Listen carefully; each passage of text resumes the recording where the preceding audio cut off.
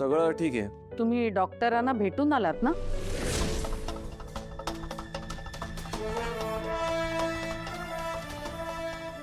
हो हो, आलो ना, भेटून आलो. ते तुम्ही आपल्या फॅमिली डॉक्टरांनाच भेटायला गेला होतात ना?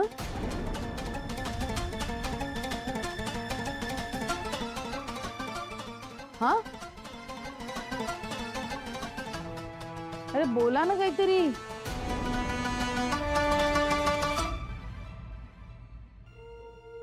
हो आई, आपल्या पण डॉक्टरांना भेटून आलो. खरंच गेला होतात तुम्ही? मी त्यांना फोन केला होता. ते म्हणाले तुम्ही तिथे आलाच नाही.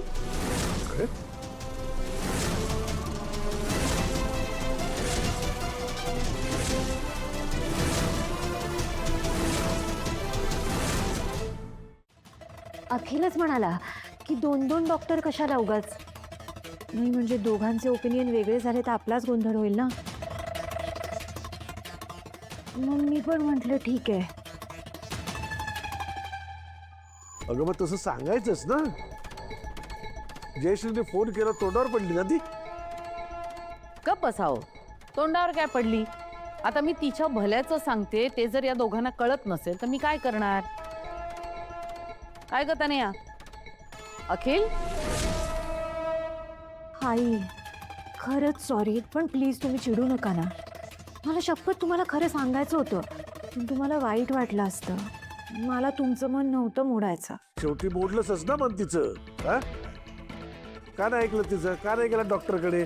किती वाईट वाटलं तिला. हा, असू देत, तिने निदान माझा विचार तरी केला, यातच सगळं आलं.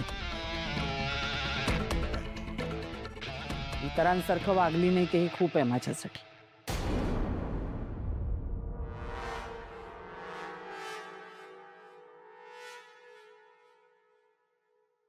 असो, डॉक्टर काय म्हणाले? काही नाही, काळजी घ्या म्हणाले. म्हणजे जास्त काही जड उचलू नका, बेड रेस्ट घ्या, वेळच्या वेळी जेवा. आई मला खूप भूक लागली होती. डॉक्टर म्हणाले बाहेरचं खात नको जाऊ, म्हणून म्हटलं घरी जाऊनच जेवूया. पण जेवण रेडी नसेलच ना? झालाय स्वयंपाक, वाढू जेवायला? आई मी खूप दमली आहे. मी बेडरूम मध्ये जाऊनच जेवू का? काही हरकत नाही, बसू आणून देईल तुला प्लेट.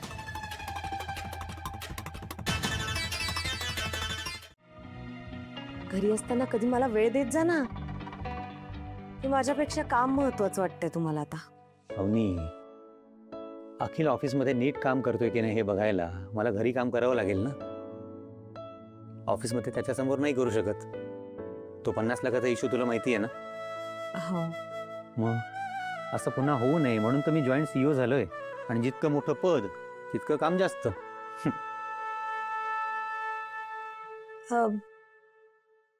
काय हो, ते पदावरून आठवलं. तुम्ही आता CEO झालात तर तुम्हाला केबिन असेल ना सेपरेट? केबिन? हा, कसली केबिन? केबिन वगैरे काय नाही, मी माझ्या पूर्वीच्या जागीच बसतो. का? पण तुम्ही CEO आहात ना, मग तुम्हाला या सगळ्या फॅसिलिटी मिळायला हव्या. मी तर म्हणते तुम्ही आता CEO झालाच आहात तर आपण एक 4 व्हीलर घेऊया का?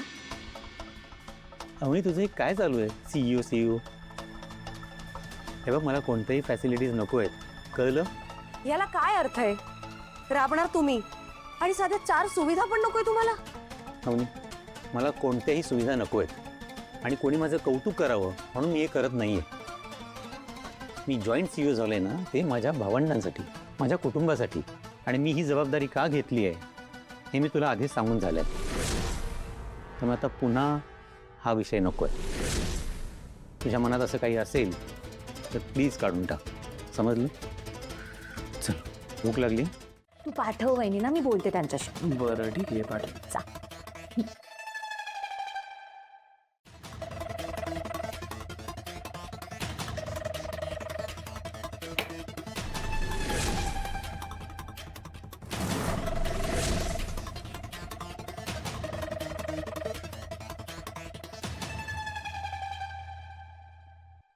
हे घे, जेवून घे.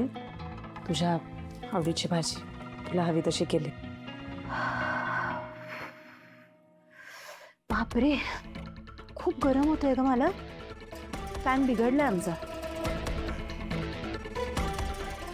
एसी, हे डॉक्टरांनी सांगितलंय एसी लावायचा नाही, काळजी घे जरा.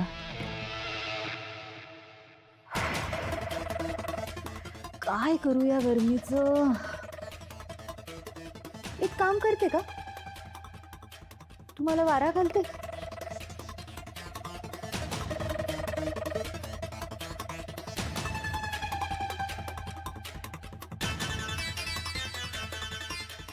हा हा हा हा हा, काय बरं वाटतंय. हा, जरा जोरात.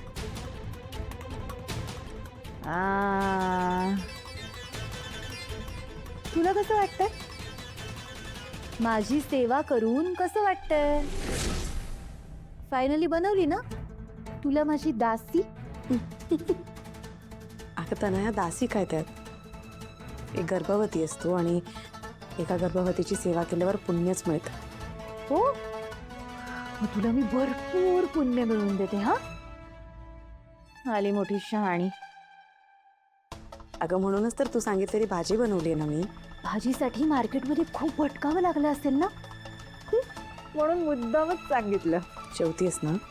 तू वारं घालत राहा, गरम होतंय ना मला.